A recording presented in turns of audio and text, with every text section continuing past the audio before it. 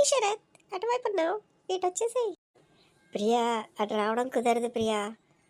నేను అటువైపు రావాలంటే 2 కిలోమీటర్స్ జర్నీ చేయాలి ఇప్పుడు. అదంతా దేనికి? నీకు స్విమ్మింగ్ వస్తుంది కదా, అలా అలా వచ్చేసేయి స్విమ్ చేసుకుంటూ. లేదు ప్రియా, నాకు స్విమ్మింగ్ రాదు.